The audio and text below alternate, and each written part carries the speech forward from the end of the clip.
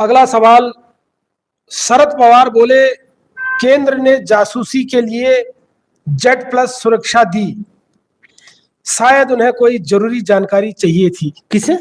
शरद पवार ने बोला। हाँ, अभी केंद्र ने उनको जासूसी करने के लिए जेड प्लस सुरक्षा दी। हाँ, लेकिन उन्होंने इनकार कर दिया। हाँ, शायद उन्हें कोई जरूरी जानकारी चाहिए थी, ये शरद पवार कह रहे हैं। जो देखिए, दो लोगों को दी गई थी, एक मोहन भागवत आरएसएस के प्रमुख जी, और शरद पवार। विशेष सुरक्षा उन्हें दी गई थी, विशेष सुरक्षा यानी जेड प्लस से ऊपर की सुरक्षा मोहन भागवत को, जो प्राइम मिनिस्टर और होम मिनिस्टर को जो सुरक्षा मिली वो सुरक्षा किसी को नहीं मिलती, वो सुरक्षा दी गई थी। वो सुरक्षा गांधी परिवार के लिए था, आजीवन, जो हटा दिया गया। वह आजीवन था गांधी परिवार के लिए कि देना ही पड़ेगा, क्योंकि उन लोगों ने अपनी संपत्ति सब दे दी थी, उन लोगों के परिवार के लोग शहादत हो गई, तो उन्हें देना था, इस सरकार का काम था। लेकिन इस सरकार ने वह सुरक्षा हटा ली। बहुत बड़ी नाइंसाफी की है नरेंद्र मोदी ने, इस देश को मतलब उसमें अंधेरे में डाला है। ये चीज खैर कोई बात नहीं, समय का नजाकत है। और राहुल गांधी तो लोगों के बीच में जाना ज्यादा पसंद करते हैं, वह मिले न मिले, देश की जनता उनकी सुरक्षा कर रही है, यह चीज। और भगवान न करे कि कभी गांधी परिवार के साथ ऐसा अब हो, क्योंकि बहुत शहादतें दे चुकी और कोई देने वाला है नहीं इस देश के अंदर। ऐसे परिवार की जरूरत है जो लोगों के मुद्दे को सड़क से लेकर सदन तक उठाता है, और राहुल गांधी इसमें तत्पर हो चले हैं। पहले क्या थे, राहुल गांधी राजनीति को थोड़ा हल्के में लेते थे, तो पहले कुछ भी होते, लेकिन भारत जोड़ो यात्रा के बाद राहुल गांधी जो ने अपने आप को जो बदला है, वह वाकई इस देश के लिए अब मर रहे हैं, जी रहे हैं और कर रहे हैं राहुल गांधी। यह सत्य है, इस चीज से इनकार नहीं किया जा सकता। ऐसे में जगदीश जी इतिहास रच दिया उन्होंने। हाँ, इतिहास रच दिया। आज तक कोई नेता आजादी के बाद में इतना 4,500 किलोमीटर पैदल चला ही नहीं है देश के लिए, और देश के लोगों के बातें सुनने के लिए कोई नहीं चलाया। कन्याकुमारी से कश्मीर 4,535 किलोमीटर है, वह 4,535 किलोमीटर जिस रूट से यह गए, 4,535 किलोमीटर पड़ा इनका रूट, और पैदल नाप दिया। किसी ने सोचा भी नहीं था कि नाप देगा, और पूरा देश उलट गया था उनके साथ में। यह सत्य है जगदीश जी। अब मोहन भागवत को विशेष सुरक्षा दी गई और जेड प्लस की सुरक्षा दी गई शरद पवार को। शरद पवार ने कहा कि मैंने तो नहीं मांगा था सुरक्षा आपसे जेड प्लस।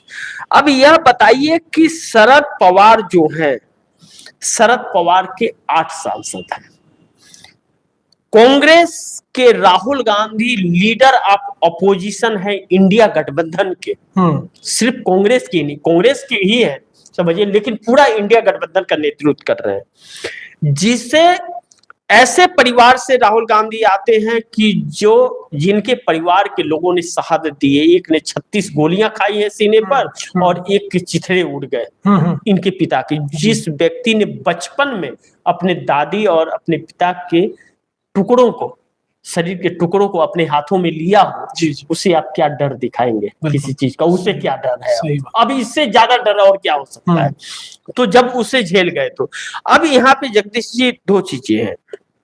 मल्लिकार्जुन खड़गे जब लिखते हैं प्राइम मिनिस्टर को कि इनकी सुरक्षा बढ़ाई जाए, तो यह जवाब भारतीय जनता पार्टी के राष्ट्रीय अध्यक्ष देते हैं और गोलमाल जवाब देते हैं, सुरक्षा की बात चर्चा नहीं करते। जब शरद पवार नहीं मांग रहे हैं, और शरद पवार पूरे देश में उनकी पार्टी नहीं है, और शरद पवार को ऐसी कोई खतरा नहीं है, कोई ऐसी संभावनाएं नहीं जताई जा रही, तो आप जेड प्लस सुरक्षा क्यों दे रहे हो? दिखाने के लिए दे रहे हो क्या? जरूर है कि आप कुछ गुप्त जासूसी करने के लिए दे रहे हो, तो उन्होंने बोल दिया, तो वह गलत। उन्होंने बोल दिया कि जासूसी करने के लिए मुझे जेड प्लस सुरक्षा दी गई। हाँ, तो उन्होंने कहा कि आप पहले मेरे को बताइए कि मेरे को जेड प्लस सुरक्षा क्यों दे रहे हैं, तब मैं लूंगा जेड प्लस सुरक्षा। तो यह चीजें नरेंद्र मोदी 14 में आने के पहले 2012-13 से ही क्या नाम है कि विपक्षी दलों का क्या नाम है कि फोन रिकॉर्डिंग हो रहा था, ये अभी खबर आई थी। अब भी 19 में भी इन्होंने कराया, ऐसी भी खबर निकली। देखिए, बिना आग के धुआं नहीं निकलता है। हम लोगों के पास सबूत तो नहीं है इसके, लेकिन यह संभावनाओं से इनकार भी नहीं किया जा सकता जो इन लोगों के रवैये हैं। तो यही है जगदीश जी, इन लोगों की नीयत सही नहीं है। और देखिए, नीयत सही नहीं है ना, तो बुराई पर आप कितने दिन पर्दा डालेंगे? सच्चाई एक दिन सामने खुल करके आ जाती है। आज नरेंद्र मोदी की सच्चाई देश के सामने है। यही वजह है कि अब भागते फिर रहे हैं। अब महाराष्ट्र पहुंचे हैं राहुल गांधी। अब महाराष्ट्र में यह जल्दी नजर नहीं आएंगे। देखिएगा महाराष्ट्र में भी इनके ठीक रैलियों में भीड़ नहीं आएगी और महाराष्ट्र से भी ये क्या नाम है वैसे ही हो करके वहां से निकलेंगे जैसे हरियाणा से निकले। जी जगदीश, लेते हैं अगला सवाल। महाराष्ट्र के नागपुर में बीजेपी के कई बड़े नेता पहुंचे आरएसएस के दफ्तर, क्या कुछ बड़ा होने वाला है? हाँ जगदीश जी, ये अभी कुछ ही पल पहले यह खबर ब्रेक हुई है जी। और भारतीय जनता पार्टी के अंदर सब कुछ ठीक ठाक नहीं चल रहा है जगदीश जी। वजह साफ है कि नरेंद्र मोदी से सहमत नहीं है हर कोई। और अब यह सुनने में आ रहा है कि भारतीय जनता पार्टी के अंदर बहुत विस्फोटक परिस्थितियां बन गई हैं। अब हरियाणा का जो रिजल्ट आ रहा है सामने दिख रहा है, अब कल वोटिंग होना है हरियाणा का। हरियाणा में जो परिस्थिति है वह परिस्थिति बयां कर रही है कि भारतीय जनता पार्टी का सुपड़ा इस देश से साफ होने जा रहा है। उन नेताओं का भविष्य क्या होगा जो जिसने अपना पूरा जीवन भाजपा के लिए समर्पित कर दिया और ईमानदारी से समर्पित किया। ऐसे वक्त में जगदीश जी जो ओरिजिनल भाजपाई हैं, जो अटल बिहारी वाजपेयी के विचारों से सहमत हैं, वह पहुंचे हैं आरएसएस हेडक्वार्टर आज ही। अब मतलब जस्ट कुछ ही पल पहले की बात है और वह पहुंचे हैं। वहां मोहन भागवत के साथ बैठक चल रही है।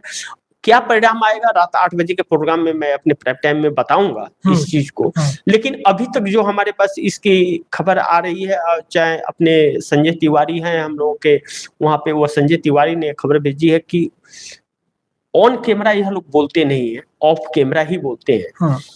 यह लोग इन लोगों का कहना है कि अगर मोदी को और शाह को नहीं हटाया गया तो फिर भारतीय जनता पार्टी का वजूद समाप्त हो सकता है। यानी कि यह देख लीजिए जगदीश जी, मैं कई अपने प्रोग्राम में यह कहा हूं कि भारतीय जनता पार्टी का हाल नरेंद्र मोदी ने जनसंघ से भी बुरा कर दिया है। जनसंघ जो 1980 में बंद हुआ, रद्द किया गया, उसके कार्यकारिणी को भंग किया गया, तो भारतीय जनता पार्टी को बनाया गया था। अटल बिहारी वाजपेयी और लाल कृष्ण आडवाणी 2 लोगों की पार्टी कही जाती थी। फिर मुरली मनोहर जोशी आए, कल्याण सिंह आए, सुषमा स्वराज आई और प्रमोद महाजन आए, यशवंत सिन्हा आए। यह लोग आकर के पार्टी को फिर आगे ले जाने का कार्य किए जगदीश जी। लेकिन नरेंद्र मोदी ने वैसे लोगों को पार्टी से निकाला और रिमोट कंट्रोलर व्यक्ति को और भ्रष्टाचारियों को, जिसके ऊपर भ्रष्टाचार के आरोप लगाते थे, उन्हीं को साथ में रखा। और इसी चीज से वह चिंतित है क्योंकि यह ओरिजिनल जो भाजपाई हैं उनकी ये अमित शाह और नरेंद्र मोदी दोनों नहीं सुनते हैं।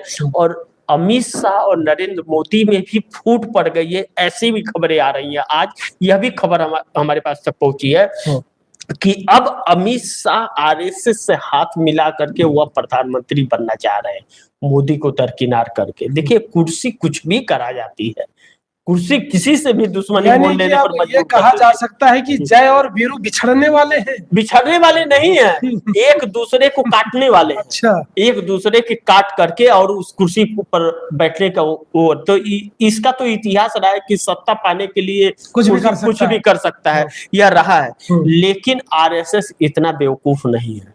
अगर ऐसा होगा तो आरएसएस एक इस्तेमाल के तौर पर ही अमित शाह को प्रोटेक्ट करेगा, लेकिन ऐसी संभावनाएं दूर दूर तक नहीं है। मेरे पास यह खबर है जगदीश जी कि नवंबर और दिसंबर के अंदर हो सकता है नितिन गडकरी को प्राइम मिनिस्टर बनाया जा सकता है। संजय जोशी या वसुंधरा सिंधिया में कोई एक बनेगा, क्या नाम है कि भारतीय जनता पार्टी का राष्ट्रीय अध्यक्ष, और उसमें से जो एक व्यक्ति राष्ट्रीय अध्यक्ष बनेगा, एक राष्ट्रीय महासचिव बनेगा। अब कौन अध्यक्ष बनेगा, कौन राष्ट्रीय महासचिव बनेगा, यह 4 दिनों के अंदर आपको पता चल जाएगा। आखिरी समय में बता रहा हूँ, 4 दिन। आज मैं इतना तो सक्षम हो गया हूँ और इतनी खबर है कि मैं समय बता सकता हूँ कि 4 से 5 दिनों के अंदर यह फैसला ऐलान हो जाएगा। फैसला हो चुका है, ऐलान हो जाएगा कि कौन है। तो नाम अभी बता पाना थोड़ा सा सही नहीं होगा क्योंकि ऑन कैमरा की यह बातें नहीं आई है। तो जो बैकग्राउंड से बातें आती हैं उसे पुख्ते तौर पे नहीं कहा जा सकता।